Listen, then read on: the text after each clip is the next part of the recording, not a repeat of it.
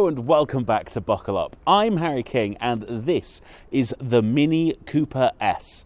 The petrol one, the one you really care about and you're interested in. And today I'm going to drive it, find out if it's any good, and let you know if you should buy it. Let's start by talking styling, which this Mini has in spades. Now this is actually a 4th generation Cooper S. However, there's a little bit of weirdness going into that 4th generation because there's this and the electric Mini, and they're on 2 entirely separate platforms. For this one, they've taken the platform from the previous Mini and just updated it. So it's kind of technically a facelift, but it isn't. It really is a brand new car, and it looks very, very similar to the electric car, even though that shares a platform with Geely, which means actually under the skin that's more closely related to something like the Aura Funky Cat, as it was known. It's like the number 3 now, or something boring, than it is to this. Don't worry, the electric one is much better to drive than the Funky Cat. We've reviewed it a couple of times actually in its various trim levels. Check them out up there if you want to see a review of the electric Mini Cooper, Cooper S, or John Cooper Works. This though, this is the petrol one. Let's talk about it. Gloss black everything on the front. The badge, the grille, the headlight surrounds. There is a little bit of fake grillage going on, especially down here in the corners, but I like the fact you get these little jutty splitters out here at the sides. It's all kind of punched out as well. There's actually lots of active flaps behind the large grille, which means it can be aerodynamic or let lots of air in, depending on what you're doing. We have lost the little kind of breather on top of the bonnet that used to denote a Cooper S. They've moved away from that in this generation, but we do have these optional, lovely sports stripes. £200, and I think well worth ticking the option, especially if you're going to go for a black contrast roof. The roof is actually one of the highly customizable parts of the car in general, but Mini are great about offering simplified but very diverse options. So let me sort of run you through it. You get the power levels. So there's the Cooper C, which is a 1.5 litre engine, the Cooper S, which is this, and the JCW, the kind of king of all kings, super fast hot hatchback. This though is still very much a hot hatchback. It has a 2 litre engine with over 200 horsepower. And then you pick from a styling pack, which is classic, premium or ultimate, but kind of like your luxury one, and sport, which is this. So you get a John Cooper badge at the front, and obviously everything is in black. The mirror caps, the door handles, this kind of big splitter. You get these 18-inch wheels with the big chunky black wheel arches surrounds as well.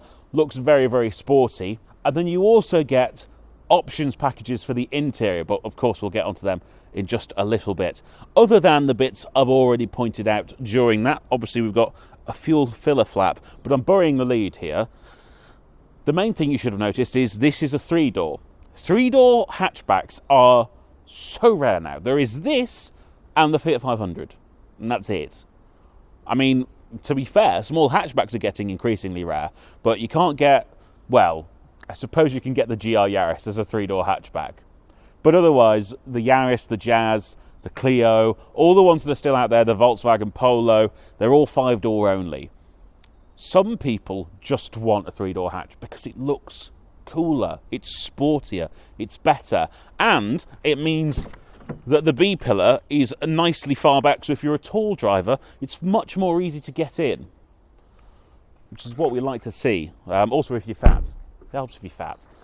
Round the back, they really finish off that sporty look with this neat little double spoiler, the black bar for your Cooper S to sit on, S in bright red, of course, and a fake diffuser. But it looks sporty. They've also finally given up on the Brexit rear lights. Well, sort of. They still go for a sort of Union Jack layout in these lights, but they're not as full-on in-your-face Brexit as they used to be. If you tick the option, of course. You used to just be able to get normal lights as well if you didn't wank over the flag.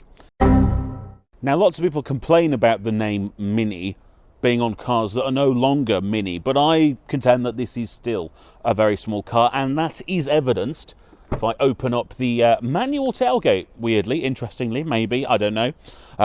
We'll get onto that when I talk about price, maybe. why it's odd that this still has a manual tailgate, although I don't mind it personally. I'd rather have a manual one, it's just faster. This boot is 210 litres. Is that mini enough for you? It does have a false floor, so it's actually surprisingly deep, and you can get a decent amount of stuff in here. If this was my car, I would probably just take this out, although that is a bit of a faff. There we go. I'd probably just take this out, he says, and have the maximum amount of space possible, and then maybe pop this back in if I need to fold the seats down, because if you fold the seats down, this will lift all the way up to the top of the boot lip and allow you to have a continuous load space. With those seats folded down, space goes from 210 litres to 731, which is slightly more than a family crossover gets in its boot anyway. So, a decent amount, but if you're going to be buying lots of furniture or something, maybe this isn't the car for you. I think, though, this is plenty of space for something like a weekly shop. I went on a press launch with this, and I had both of my equipment and my clothes. It all fitted in. There's not really any other features in the boot, though, so shall we hop inside and see what it's like in there? First things first, let's find out how hard it is for an adult to get in the back of a 3-door Mini Cooper. If I open up the driver's door, I can show you how exactly it works. So obviously this seat is in my driving position. You can see it's pretty much in line with the B pillar, but there is, if I reach back here, there's like a little handle. Lift that forwards, and then, yes, the seat just starts moving forwards by itself quite slowly. You can see the passenger one is already all the way forwards. Both seats go equally far forward, so this is a fair test from this side. I'm already looking at that gap and thinking I'm going to get some comments about this. Bear with me.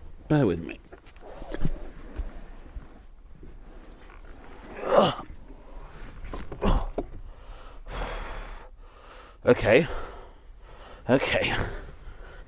And if I bring that back, it'll come back. Oh my god. Okay. So the chair won't return to my driving position because my legs are there. So if we look down, you can see I am fully against the seat in front of me. I also, if we turn this camera around, I have no headroom. Like, that's how I want to sit naturally, which is not ideal. Otherwise, back here, the materials are actually really nice. The seat bases are decently wide, and the headrest does at least go up to the roofline. So if you can fit back here, you will be rather comfortable. I don't have much going on, though. I have a cup holder back here. This doesn't do anything clever. No seat back pockets, if I just show you there. No pockets here at the side, some speakers. And I've got my little clips that the seatbelts go into to stop them getting caught. And then the seats go up and down. And I have flip-up Isofix covers. So it shouldn't be too hard to fit a child's seat, other than obviously getting in through that gap, which I am slightly concerned about getting back out again. So let's do that and get in the front before I get all claustrophobic. Well, first things first, it's much more spacious up here in the front. It's also beautifully appointed and very sporty. They've gone full minimalism with this generation, so even though this shares a platform with the old car, if you look inside, they are drastically different. However, you still get a few touches that are very classically Mini. So I've got a round screen here in the centre. This is the infotainment in this car, but obviously original, like Rover, BL, Morris Mini, back from the 50s, they had a central speedo like this. The first generation BMW Mini had a speedo here. Then infotainment has started popping up in this shape in the centre instead. In this car, this is your only readout. This is your only screen. You do get an optional head-up display. That's standard on the Cooper S, but you have to specify option pack 1 at least to get that on the lower trim levels. But your speed does come up here, as does your fuel and your power and everything else, as well as your Android Auto or Apple CarPlay, which is wireless, and you do get a wireless charger down there. But also, classic Mini touches, all of these things here are sort of toggle switches. So this is actually the start-stop button. You turn it like a key, which I think is very cool. Experiences, if I lift that up, get go-kart, which woohoos at you.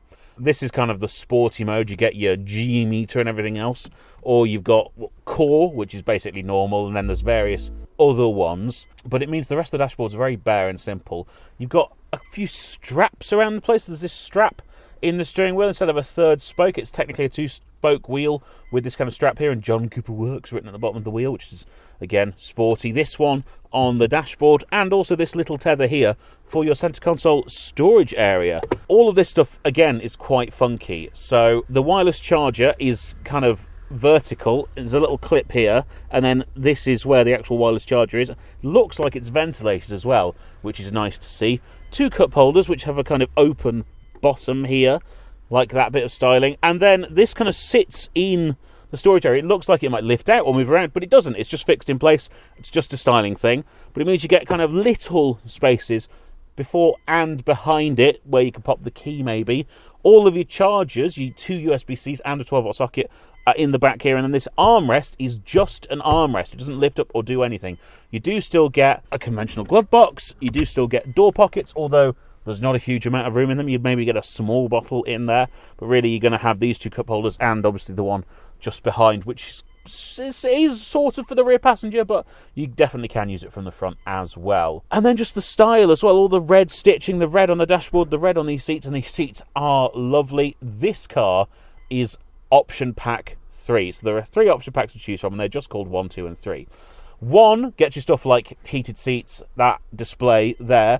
2 gets you stuff like the dual roofs that I've got here, the glass roofs and the Harman Kardon sound system, and then 3 gets you the full suite of kind of active cruise control self-driving gubbins and an interior camera, which I cannot access because I don't have a mini account.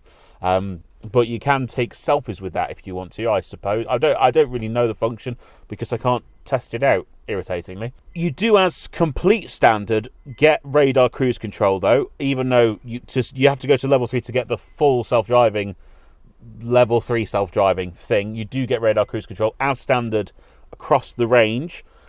There's also flappy paddles here. All models are a 7-speed DCT, but I have been in Minis that don't have the flappy paddles, and I can't quite work out what box you're ticking to make sure the flappy paddles are fitted. It's worth checking that out, though, if you're going to buy one, because I would recommend getting the paddles. It's more fun. I think it kind of comes down quite simply, then, on how you should spec your car, depending on your use case. If you just want a fun, small, hot hatchback, then you should go Cooper S engine in classic body style, and then you should get option level 1, which comes as standard, and that'll give you everything you really need, and you're getting in then at about £28,000, which isn't bad money. Remember, 2 years ago, when the i20N went off sale, it was 25. So we're only talking £3 more, and this is a more premium car, and there has been a significant amount of inflation since then. Or, if you want the full shebang, then obviously you're going to go for the sport trim level, and level 3 trim, which is this. That takes you up to somewhere in the region of £38,000, depending on colours, wheels, that sort of thing, which is a lot of money.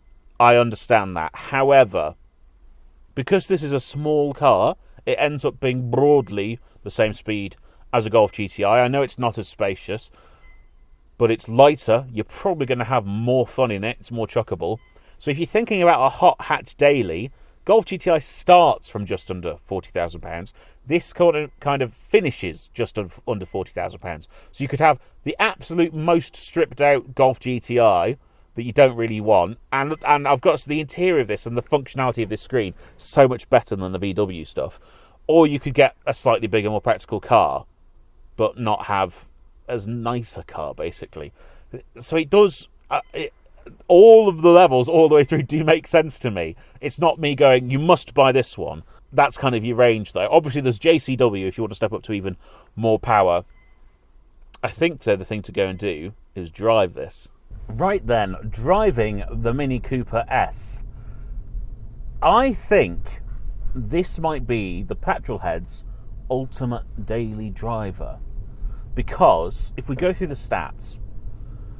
It's got a 2-litre, 4-cylinder petrol engine, making 204 PS, 300 Nm of torque, 0 to 62 taken care of in 6.6 seconds. So it's fun, quick, not outright like mind-bendingly fast, but a laugh. Hot hatch happy is where I like to think of it, 6.5 seconds. But also, because it's small and light and chuckable, it's fun to drive anyway, even if you don't get this engine.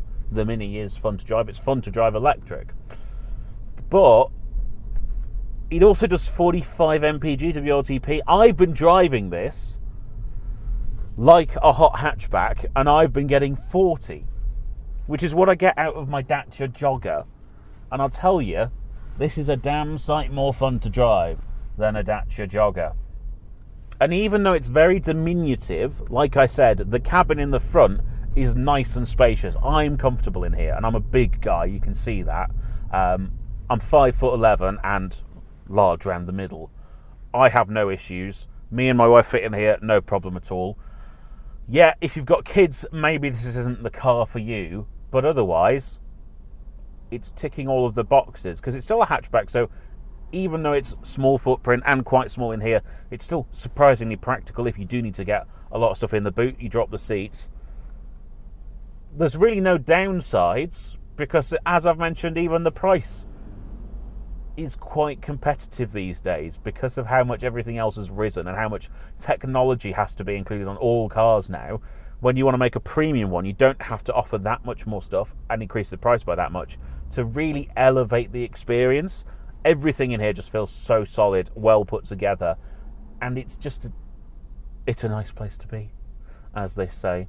Other fun, quirky things about driving a Mini, you've got a super rectangular glass house, so the windscreen is miles away from me, which helps with the feeling of airiness in here. But it does also mean you get some slightly interesting quirks around visibility. So I have noticed sometimes when you're pulling up to traffic lights at a roundabout or something like that, the traffic lights nearest to you are kind of blocked by the roof. It's kind of like wearing your cap too low. But you know what? I'll take it for how funky this looks from the outside. I feel like Mini has remained pretty much unchanged for 25 years now. It's slightly crazy that it is 25 years of the new Mini or BMW Mini, however you want to think of it. But it is. And it's been great in basically every single generation. Rob's owned one of these, not a Cooper S, but he owned a Cooper as his first car. Jasper currently has a Cooper S in his fleet, as it were. And actually, I think a Cooper S is a really great litmus test for whether or not someone you know is truly a petrol head. Now, obviously, I don't want to gatekeep or divide people up into categories, but someone who is sort of interested in cars, but maybe just cares about the image or whatever else, they'll see a Cooper S and they'll think, huh, hairdresser's car. If you know someone who is a keen driver or really enjoys the actual mechanics of driving, they will look at a Cooper S and go, that's a nice car. The steering feel is fantastic. You don't really get great steering these days on normal cars. It's really rare. This is properly good. The steering wheel is very chunky, definitely taken that off some of the BMW models. I like it a lot, but I know some people don't. But also, the throttle feel is excellent. The traction control lets just the right amount of slip happen for this to feel kind of flighty and fun. But there's no torque steer, it just kind of goes, woo, and then you set off. It's a laugh. It's joyous to be in. And also, included in with that, it's a very mature driving experience when you're going long distance. So because I've got the super fancy one, the level 3, I get a massaging seat in here, which is really nice, and they're electric memory seats as well. But even if you don't get that, it's quiet and refined on a cruise. You can go a long way. You've got the radar cruise control. It feels like a much bigger car. It's very planted in long distance driving. And that's the advantage of going for the premium model, is you get that more mature thing on the other end. How they can make a car that is both a refined, comfortable motorway cruiser and feels like a dirty little, mini cliche coming up here, but a dirty little go-kart around town or on back roads, it's a really impressive trick. And I think it completely justifies... Well, I was about to say completely justifies spending the money over any of the rivals. Spending the money over the rival, there's the Polo GTI, for the time being. Now, this is brand new, pretty much. I think it came out last year, technically. So this will probably be with us for 6 or 7 years yet, I would hope. And that means I think there's a very good chance this will be the last small petrol hatchback, hot hatchback, available in the UK. The GR Yaris has already had a midlife facelift. Also, it's like 50 grand. So even though it is size-wise a small hot hatchback, it's a homologated special, basically 300 horsepower all-wheel drive rally car. It's sort of a different thing, isn't it? And the Polo GTI is kind of clinging on to life. I don't know that we're going to get another one. Peugeot, Stellantis have sort of started making noises about maybe doing hybrid performance cars. So maybe we'll see a 208 GTI or a C3 VTR, something along those lines. But even then, I don't think it's going to be full petrol like this. This is it, I think, for kind of small, attainable hot hatchback. And that is a shame. It's a real shame. But thank God we're going out with a hurrah rather than a sort of whimper. I do hope, by the way, that I can play these words back in about 10 years' time and I was completely wrong and we've figured out synthetic fuels carbon neutrally or hydrogen, liquid hydrogen or something like that. But just right now, it looks like the future's electric, and even though manufacturers can make these things, it's very hard to get them through under legislation and make them cost competitive. I've genuinely, though, been looking through the configurator. This is so good. Like, it's just such a good car. And fun, peppy. Whee! Oh! Like, there's enough power there to push you back in your seat. It's a lark. I will say, if you're used to a normal hatchback, the ride is harder. It's sporty. It's not unbearable, but it's definitely jiggly. So if you don't want a stiff ride, this isn't the car for you. As I've mentioned throughout, all the kind of versions of the Mini Hatch are great fun. So if you want a fun, but just sort of normal car, you can go and get the kind of entry-level Cooper C Classic for 25 grand, 1.5 litre engine. Still decent power thing, still 150 horsepower, so you're not going to be slow around town or anything, but it'll still be a giggle. I would still recommend getting at least the level 1, though, because without this head-up display, I would be irritated by the speed and stuff only being in the centre. Definitely level 1 is worth the money. It's £2,000 if it's not included. But I think there is something for everyone in the Mini range, and I'm going to say it. I think the Cooper S, sweet spot. Because the JCW, amazing car, fabulous to drive, really hard, really purpose-built, difficult to drive every day. And there's nothing wrong with the Cooper C, but this just adds such a flair of fun and still offers you great economy, loads of space, and a mature driving experience on a longer journey. So there we have it, the enthusiast's ultimate daily car in the year of our Lord 2025. So that is the Cooper S reviewed, and what am I thinking? Well, awkwardly, my first thought is, why can't we have more of this kind of car anymore? I know there's laws and emissions and all these other things, but it can't be that difficult to maybe focus your petrol output on things like this and then get everyone else into electric cars for just normal driving, because there's so much joy here. This, on top of that, is also an excellent hot hatchback. Now, I used to not rave about this so much because, historically, the Cooper S, while being as good as the close rivals, things like the Fiesta ST, the Peugeot 208 GTI, the Hyundai i20N, it was as good as those to drive, but it always commanded a premium. The only rival now is the Polo, and that's basically the same price. And actually, you're paying loads of money just for normal hatchbacks now, which makes this look far more reasonable.